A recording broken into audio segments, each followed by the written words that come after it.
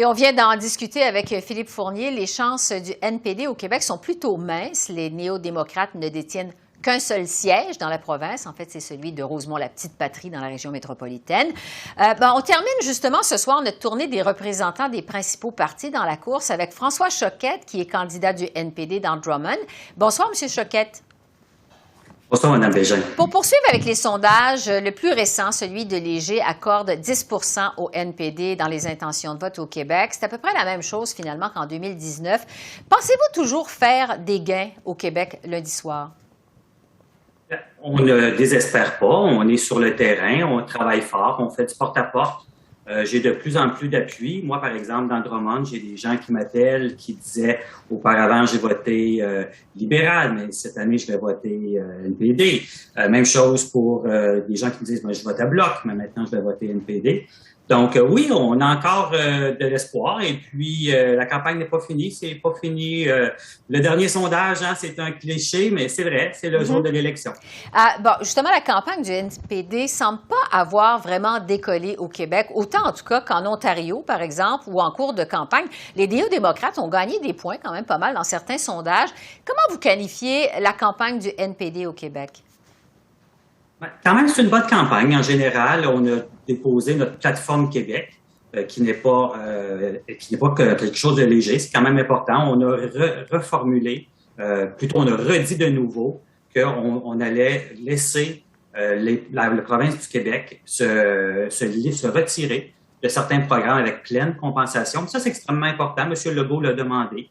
Et on a clarifié la position pour que M. Legault la comprenne bien. Ouais. Maintenant, il faut l'expliquer, le réexpliquer. Malheureusement, on entend beaucoup de désinformation sur le fait qu'on est un peu centralisateur. Donc, il faut expliquer ça, que c'est une approche asymétrique. Le Québec peut se retirer des programmes avec pleine compensation. Donc, c'est ce qu'il faut continuer à expliquer aux gens.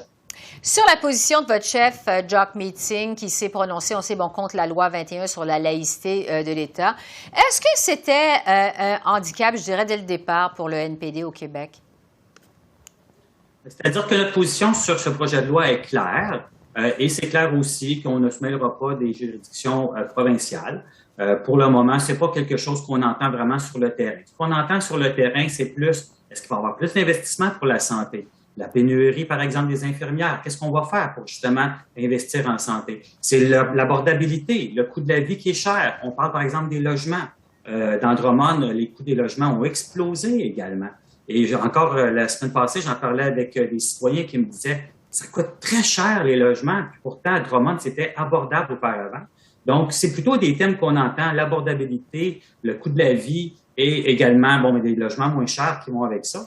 Et puis, exactement, l'accessibilité aux soins de santé. J'aimerais vous parler, en fait, du chef libéral, M. Trudeau, qui a fait plusieurs appels aux voteurs progressistes pour qu'ils bloquent l'arrivée d'un gouvernement conservateur à Ottawa.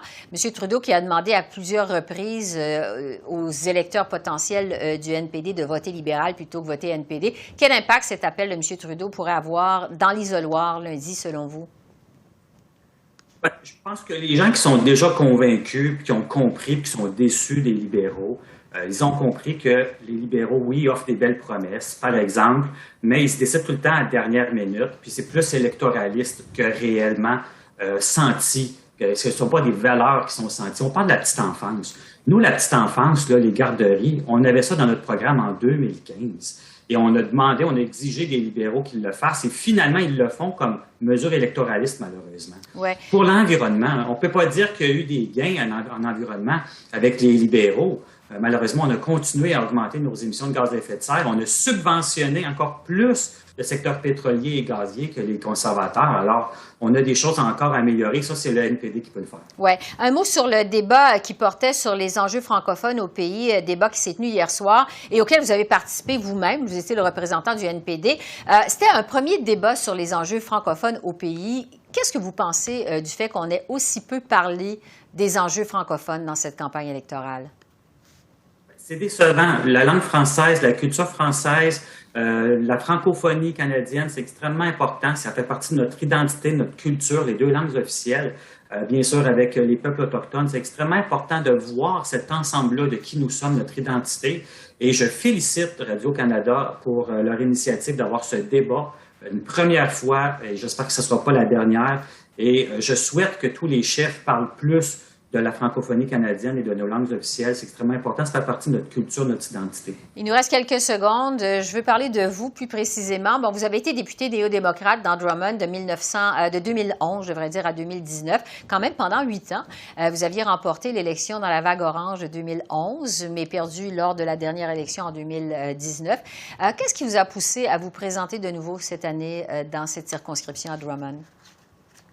C'est toujours la même chose. Moi, j'ai commencé à faire de la politique parce que je pense aux générations futures, je pense à mes enfants et l'environnement, c'est ce qui me touche le plus. Et présentement, le parti qui est le seul qui veut vraiment aller de l'avant pour changer notre économie, pour que notre économie soit moins dépendante du carbone, qu'on soit une économie verte, c'est le NPD qui est sérieux dans cette démarche-là et puis qui va vraiment aller chercher l'argent où il est, parce que c'est bien beau faire des promesses, mais il faut aussi aller chercher l'argent et c'est les ultra-riches qui doivent faire leur part, les géants du web doivent faire leur part et ça, c'est juste le NPD qui va avoir le courage d'agir pour ces enjeux-là. On va vous laisser à votre campagne électorale pour le temps qui en reste. François Choquette, candidat du NPD dans Drummond. Merci beaucoup.